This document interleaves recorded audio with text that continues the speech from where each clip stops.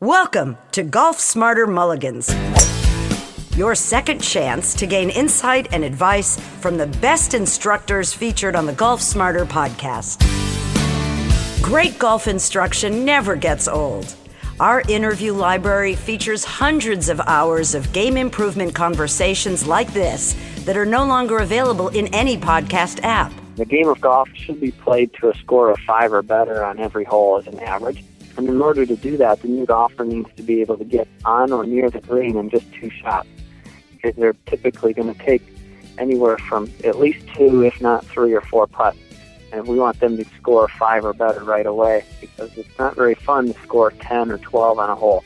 We use a graduation system so that once they score a 5 or better from 50 yards, then they can graduate 25 yards, so they tee off at the 75-yard marker on the next hole. And that gives them some motivation, gives them an award for scoring 5 or better. They get to graduate to a farther back tee box. And then once they can score 5 or better from 75, then they can go to 100, and it keeps going. And I find oftentimes when I do these in junior camps, these kids are graduating to the 300-yard marker within the week. So they actually progress quite quickly. With another interview from the archives of Golf Smarter, here's your host, Fred Green. Our main guest is Scott Seifferlein.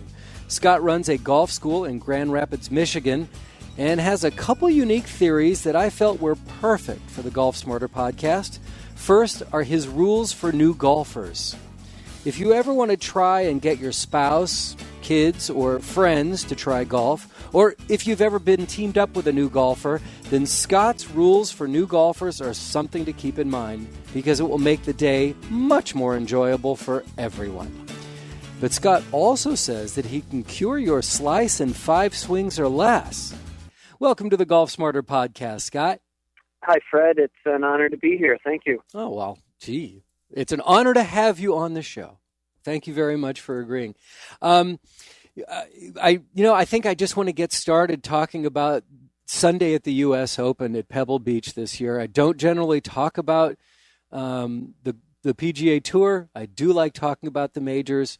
But I think that this was an interesting example of golf that made the best players in the world look like us. The course just ate these guys alive. It did, and it's a good example of what can happen in your even in your everyday member tournament, when all of a sudden all the putts have to be holed and there is additional pressure involved. So it's an example of a second flight player going out and struggling on the first few holes and feeling like he's already out of it, when he doesn't realize how much the rest of the field is struggling as well. And you come in at the end of the day and you say, gosh, if I could only just made a double bogey instead of a triple bogey on that hole, I would have been right in it. And that's what a lot of those players were saying at the end of the Open yesterday. Yeah, it's so true. But even for those of us, myself definitely included, I generally don't play competitive golf. I think that I'm struggling to compete against myself most of the time. I know that a lot of people love to play in these member guest tournaments, and they love to play in, the local championships. But golf in itself is, plus the fact that so many of us don't choose not to, or don't get the opportunity to practice as much as we'd like, so we just go out and play. But I thought watching like Dustin Johnson coming in, like everyone had such high hopes after playing 3 strong rounds. And then he comes in on Sunday, and all of a sudden he's just a normal golfer. And those, giving up, 7 strokes in the first 3 holes, he looked just like a weekend hacker. He did for a couple holes there. Yeah. And is there something in that we can take from, that we can learn from, that we can take advantage of, that we can feel better about ourselves? Well, one thing we could look at was the fact that in the first 3 rounds, he had a very similar tempo. And when we talk about tempo, it's just the tempo of your swing, but it's the tempo of your routine. So a routine can have tempo as well. And tempo is the timing. So if you're consistently taking one practice swing the first 3 rounds, you would want to continue doing that in the 4th round. And you'd want to stick with your game plan and continue the same type of routine. And a lot of those players yesterday, not just Dustin Johnson, a lot of the top 5, 6 players struggled.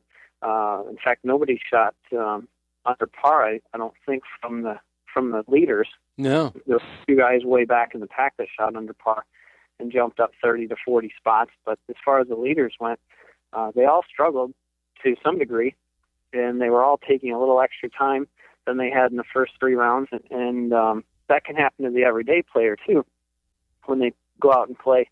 And maybe if they just play 1 or 2 competitive events per year, and it's an unfamiliar situation, they get nervous, and all of a sudden their routine changes.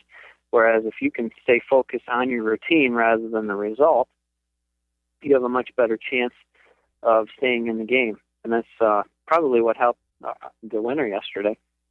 Yeah, he remained very calm and loose the entire time. He was joking with the cameraman as he was walking up 17 and 18. Graham McDowell was really an island, among himself there. That's the proper way to say that. Right, and unto that himself.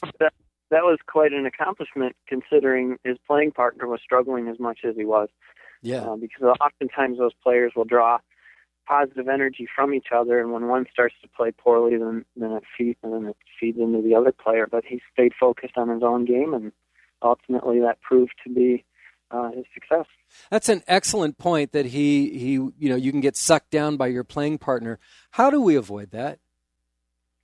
Staying focused on the process rather than the result. Staying focused on your routine. You actually, to some degree, you have to be selfish, and that's kind of difficult for us because we play team sports growing up, and golf is an individual sport, and there is some degree of selfishness. Obviously, you could say that Tiger is a very selfish golfer. And keep going with that about Tiger. What do you mean by that? Well, he's a very selfish golfer in the fact that he's not concerned about the other players and how they're playing. He's focused on his own game, and that keeps him from being distracted. One of the things that Tiger said at the end of the round in his brief interview, and I was really upset that the interviewer didn't have enough time to pursue it. I'm sure that he wanted to, but there was probably somebody yelling in his ear, "All right, you're done. Move. We got to move on." Tiger said, "I made 3 mental mistakes, and that cost me the Open." I'm going to go ahead and post that question on the Golf Smarter Facebook group. I'm going to ask the group, what do you think Tiger's 3 mental errors were that he claimed to have made? Interestingly enough, in this morning's San Francisco Chronicle in the Sporting Green, and it's really like the hometown paper of this year's Open. Scott Osler, who had the cover page on it, he said Tiger's 3 mental errors were: woke up, got out of bed, dragged a comb across my head. What do you think his 3 errors could have been?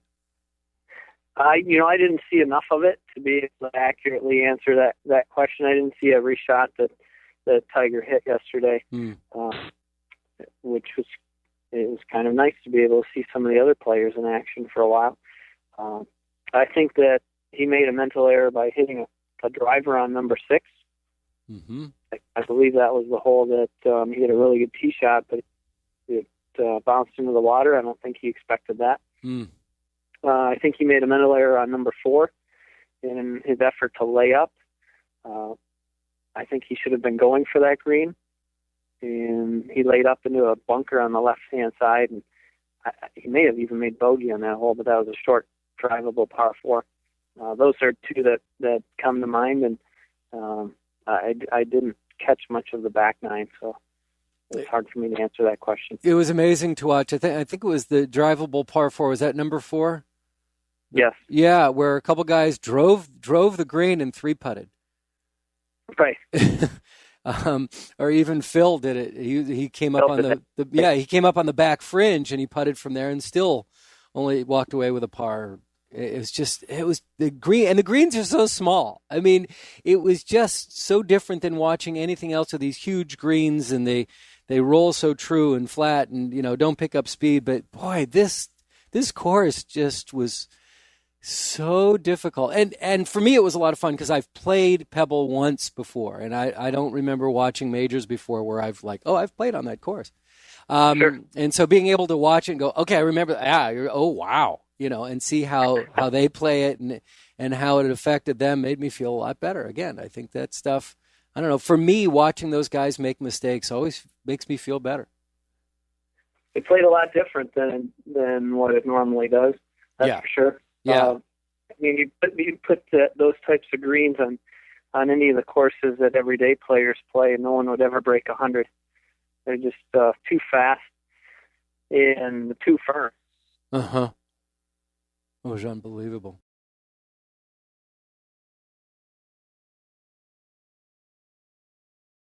Okay, so let's talk about some of your stuff. You've got some really interesting thoughts and concepts. You have an ebook that we'll talk about in a little bit. But the reason we came together is you made some comments on LinkedIn in a golfers group that intrigued me, talking about rules for new golfers.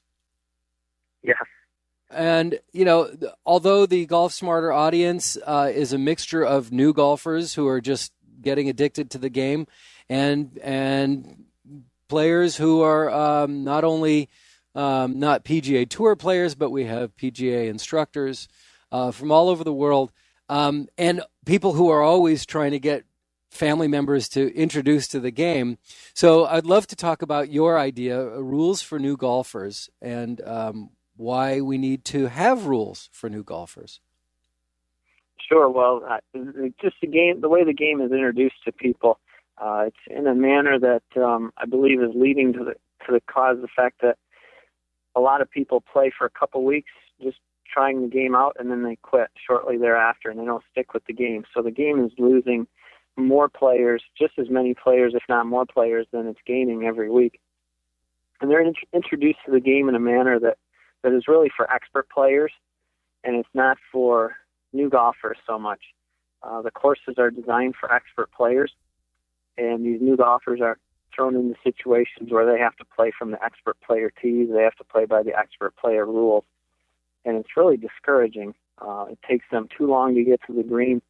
Then they're told that they have to keep up a certain pace of play that they're not capable of keeping up yet because they're not skilled enough, and they're forced to play these expert player tee boxes. By the time they get to the green, it's already been 15 minutes or so, and they're holding up the group behind them. So they're told to pick up their ball. So if you were entered to a new game and you could never finish it, every hole you were told, well, just pick it up, how would that make you feel? You would probably want to quit in a hurry. So that's why I've designed some new golfer rules so that we can avoid those types of situations. And where should these new golfers be playing? Should you just go out, if you're a new golfer like this, should you just try to find a local 9-hole course and just avoid 18 for a while? Or even, it's so interesting, one of the commercials during the Open, I think it was for the USGA because it was Father's Day, and it was talking about, it showed images of a guy playing with his child, and the kid was probably, 3 years old, and he was trying to teach him how to swing a golf club.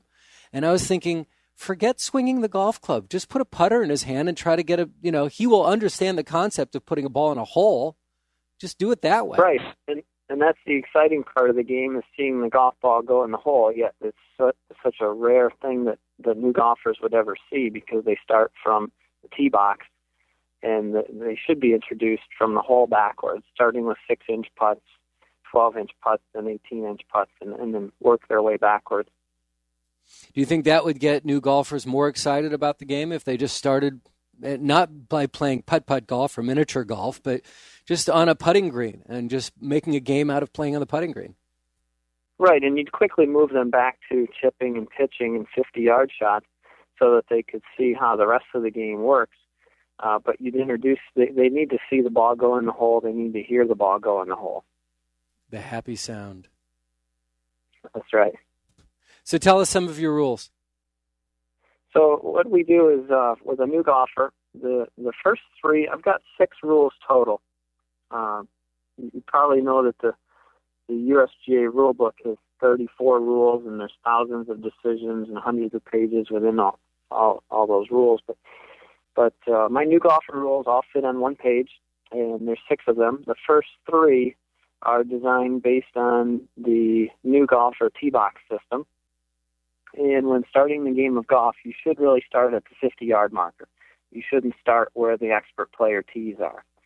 And the game of golf is designed, it should be played to a score of 5 or better on every hole as an average, as a general idea. And in order to do that, the new golfer needs to be able to get on or near the green in just 2 shots, because they're typically going to take anywhere from at least 2, if not 3 or 4 putts.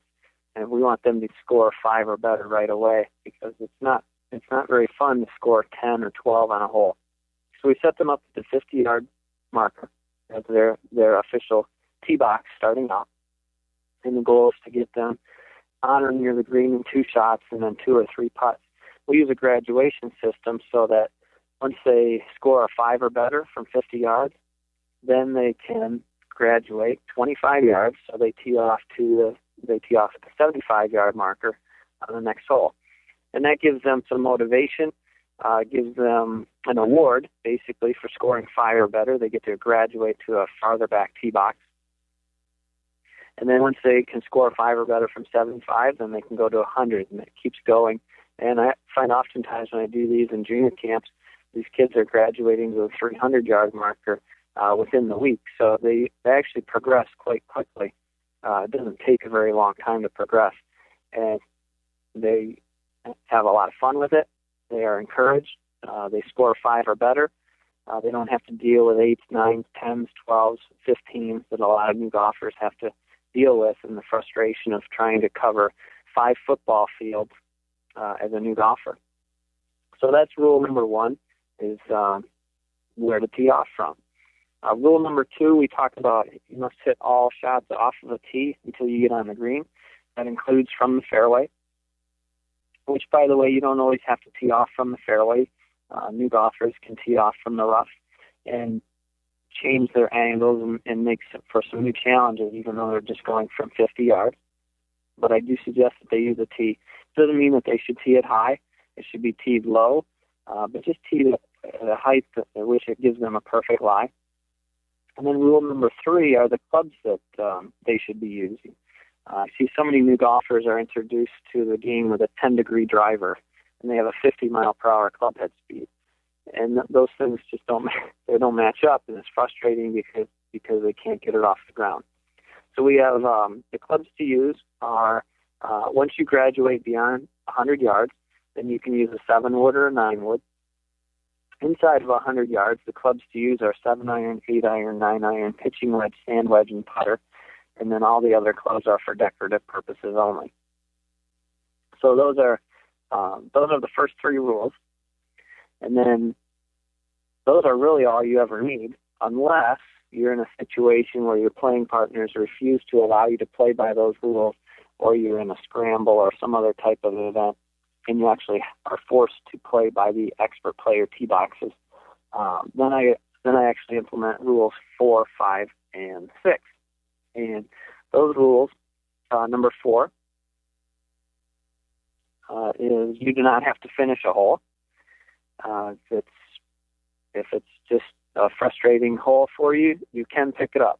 I don't encourage that. I encourage you to follow the first 3 rules, but if you are in a situation where you've actually been forced to play the expert tee boxes, then rule number 4 should apply. And number 5, if a hole looks too difficult, you just skip it. There's no reason to frustrate yourself with this game. And then number 6, and your score is not in relation to par. So if you're playing the expert player tee boxes, you're certainly not going to be scoring 5 or better. So you don't want to get hung up in your score. You don't want to be thinking that you're scoring 8, 9, or 10. So you focus more on your score as being relative to hitting good shots. And so an example of that may be that you may have a goal of hitting 2 good shots on a hole. Or you might have a goal of hitting 1 good shot on a hole, and that would be your score, a 1. Or a 2 would be your score instead of 10, 12, or 14 that a typical new golfer would have when playing from the expert player tee boxes. So that's the summary of the 6 rules for new golfers. I think it's really interesting. There's some great ideas in there. Do you generally use these for juniors, or do you use this for any aged golfer that's new to the sport? No, I use them for all age golfers, any type of new golfer. regardless of their physical ability, regardless of their age, regardless of whether they're male or female. All new golfers I encourage to utilize this rule. Even if they can hit it 200 yards right away, I still want them to learn the short game first so that they learn scoring ability and then work their way back. Now, oftentimes we find that someone that can hit it 200 yards works their way back quicker than someone who can only hit it 75 yards. But still, the short game is obviously most important in the scoring ability. I've noticed that as well, that people who have a natural ability to swing a golf club, good hand-eye coordination, but then they can just hit the golf ball as hard as they can hit the golf ball. But when it comes into, hitting a 50 to 75-yard shot, they're completely baffled because they don't know the difference of what each club can do for them, or the fact that they don't have to take a full swing every time. Right, and they've rarely ever taken anything but a full swing, so they don't have any type of awareness of club head.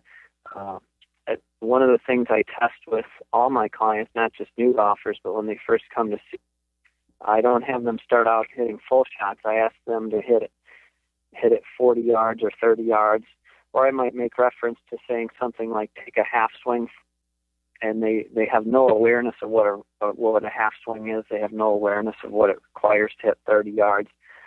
So they might start hitting shots 80 or 90 yards right away, and they don't even realize that that's not 30 yards. There's just no awareness because all they've ever done is full swing.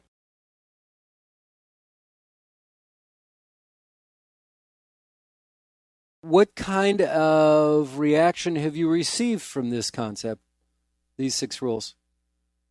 I've received a lot of positive reaction. I've received some questions, like people say, well, is my course even going to allow me to do this? And that's a good question. It's a great question. I've never actually heard of a golf course that has a rule that you have to tee off from the tee boxes. Right. You can certainly tee off from 50 yards, 100 yards. I've never heard of a golf course not allowing that. So, right, and I would think that any golf course, if you're saying, look, I'm bringing out somebody who's fresh to the sport, but I have a way to encourage to keep the pace of play up, now how are they going to discourage that? Right. I mean, it's and they're going to, if the person's paying cash, they're going to take their money. Sure. To play. And you brought up a point earlier that do they have to play 18 holes? And certainly no. There's a lot of 18-hole courses that allow you to play 9. There's a lot of 18-hole courses that allow you to play 3 holes or 6 holes. Yeah, it's it's similar to the way that I introduce my children to baseball. Taking them to a baseball game, and I encourage anyone who has little kids and wants to take their kid to a baseball game, treat them like the starting pitcher. If they make it through 5 innings, they get the victory, they can go home. Right. You don't have to stay for the whole thing. And you probably wouldn't have a new baseball player start off by facing 90-mile-per-hour fastballs. God, probably no. put it on a tee, right? Yeah, exactly. So why would we have new golfers starting off from 500 yards where all the expert players tee off from? It's an excellent point. And when you presented this in LinkedIn, what kind of resistance did you get? Because there's a really interesting mixture of people who chime in on these group discussions. What is the reaction that you received in LinkedIn? I received incredible reaction. It was amazing. I received an average of 9 to 10 comments in each group that I had posted it in. I had posted it in about 40 different groups, so I had several hundred comments from this discussion that I posted, all of which were positive. A few were just questioning if a course would allow this to happen, but everything was incredibly positive. Amazing. Well, that's great. I encourage it. I think it's a great idea. I will definitely remember this so that when I go out to, and I play the 9-hole course here frequently, when I go out there and I'm, clearly playing with people who've never played before, it's like, you know what? Let's make it easy on yourself and make you enjoy yourself a bit more. Let's try these rules. I think it's a great way to go. Right, and then just provide them with the graduation system so there's continuous reward for every success. Exactly. Great idea. Great idea. All right, now there's one other thing. I got to bring this up, too, because you also make a claim that the first time I heard this claim is when I left a voicemail for you. You said, I can cure your slice in 5 swings. Fix your slice in 5 swings. And you have an ebook about this as well. Yes, it's a free ebook that people can get off of my website when they register for my monthly newsletter, which is also free. But it focuses on 4 core areas that cause a slice. And most golfers that slice the ball have 1 to 2 of these. They rarely have all 4, but usually they have at least one to 2 of them. So do we have a minute or two? Would you like to go into a couple I of would them? love to go into this. Take as much time as you need, please. Okay. One of them that's a small factor, and most golfers think it's the number 1 factor. They all think that they swing outside the in, and that's what's causing their slice. That's really not what causes their slice. It's a small factor that can influence their slice. But I just want to put that out there. We're not going to cover that today because it's not a major factor. What I am going to cover is a major factor that causes a slice, and that is the fact that golfers don't understand what a correct release is and how to get into good impact position. Most of them think a release is the hands releasing the club head, and that actually causes the left wrist to get into a cupped position. And a cupped position is a technical golf term for the fact that the forearm of the left, assuming you're right-handed, or if you're left-handed, then it would be your right wrist and your right forearm. But as a right-handed player, it'd be your left forearm and your left hand. They get into a cupped position where the left hand is bent in relation to the left forearm. We could also look at it as a lead arm, so that if you're left-handed, you could look at it as your right arm, the one that's closest to the target. So when they don't rotate over, the face stays facing the target, which a lot of slicers think that their club face is supposed to face the target through and past impact and swing down the target line. They've also been told to swing down the target line. So they try and do that with their hands instead of their forearms. So when that happens, the club face never squares up.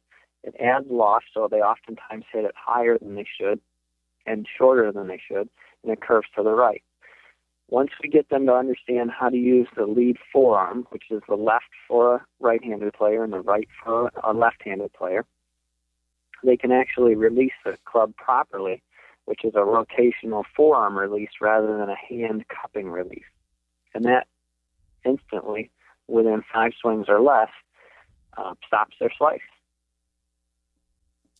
Are you saying hands cupping? Yes. Explain that to me. The me. lead hand. Right. Not the trail hand. We're talking about the lead hand, which would be the left for a right-handed player and the right for a left-handed player. Okay, and explain to me what you mean by cupping. I mean, I know this is not video, so it's a little harder to describe, but you're doing a great job so far. Cupping is a golf term that means that the left hand or the lead hand for a right-handed player is in a bent position in relation to their forearm, when actually it should be into a flat or slightly bowed position, which should be bent backwards? A bowed would be bent backwards in a reverse of a cupped position. Most players that hook the ball are in too much of a bowed position with their lead hand, with their left hand if they're a right-handed player. Mm-hmm. So if we can get it real close to flat or slightly bowed, encourages a draw. But cupping that lead wrist encourages a slice. Now, you could say that, well, I watched Fred Couples and his lead wrist is cupped at the top of his swing. Keep in mind that's at the top of the swing, it's not at impact. Immediately starting his downswing, within the first couple feet of his downswing, he really flattens that left wrist out so it gets flat to his left forearm. And that allows him to avoid hitting big slices. Well, I tried never to compare myself to any guy who's on the tour. I mean, it just doesn't help me at all. Right, because they have different body types and they're much more athletic than most of us. Exactly. So that's the major slice factor. I highlight 3 other slice factors in that ebook that are probably causing most of your subscribers the issues. But that's definitely the main one.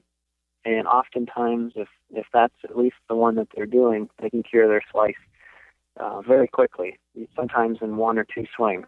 And is it the type of thing that somebody can correct on their own, or do they need someone to work with who can watch them, or would video help? How would you do this without an instructor, or is it possible? Absolutely, it's possible. But Fred, it depends on your learning style. Some players learn better by video, so it would help them to video it and see the difference. Not just what they're doing, to video a tour player and see where their lead forearm and lead hand is at impact, just before impact, and after impact, to see the type of motion that happens through the impact zone. If they're not a good visual learner, then they may have to have more of a feel type drill, and they may have to work with an instructor who can help them feel that type of motion. Some people are good at conceptualizing the motion just by reading about it without even seeing pictures. So it depends on their learning style. Of course. All right, so you said there's 4 core areas. You've just covered 2. You want to continue to share? Sure, we can cover a couple more.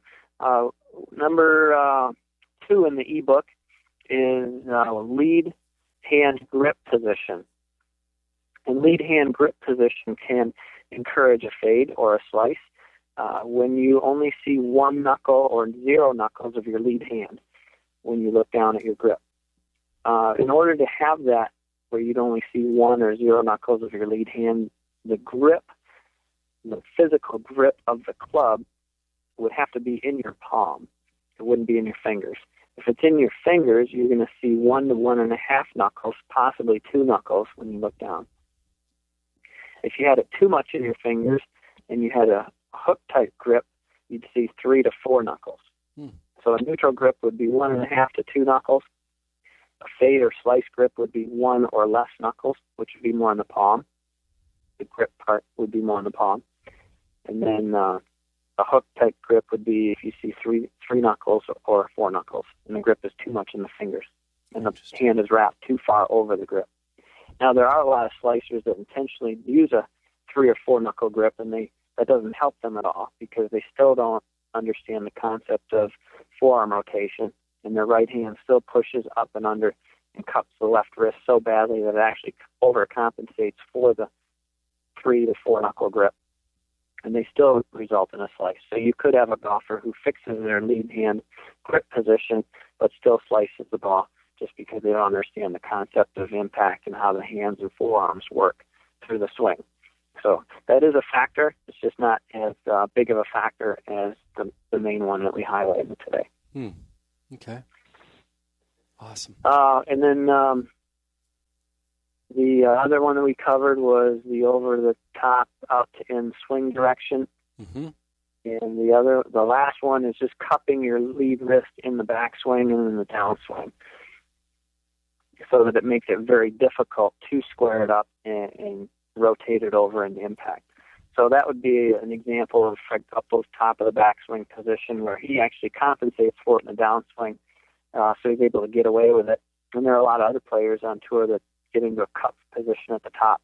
So it's not an absolute, but for a lot of us amateurs that struggle in manipulating our downswing, if we set the club in the hand position at the top into a square position, which would be a flat lead wrist to the lead forearm at the top of the swing, it makes it that much easier to have it flat at impact.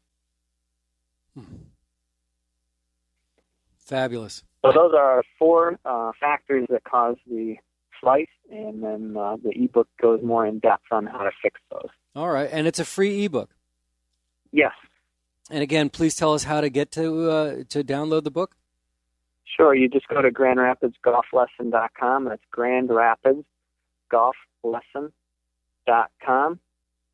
And over on the right-hand side, it gives you a place where you can enter your email to receive that ebook, and you can also receive the free monthly golf instruction newsletter. Is it safe to assume that Grand Rapids is the Grand Rapids of Michigan? That is Grand Rapids, Michigan. That's correct. And tell us about where you're teaching there. And I'm sure that we have some people who are local to your area that may want to look you up. And I teach out at the Highlands Golf Club. Some of the locals may also know it as the Elks Golf Club. Why is it called by two different names? There is an Elks Lodge there, private Elks Lodge that's right next to the golf shop and the clubhouse. So it's been a partnership for many years. Oh, okay. Well, great. Scott, thanks so much for your time and your insights, your valuable lessons, and your commentary on the Open. I appreciate the time that you spent with us today. Again, it's Scott Seifferlein of GrandRapidsGolfLesson.com. Thanks, Scott. Fred, it's been outstanding. Thank you very much.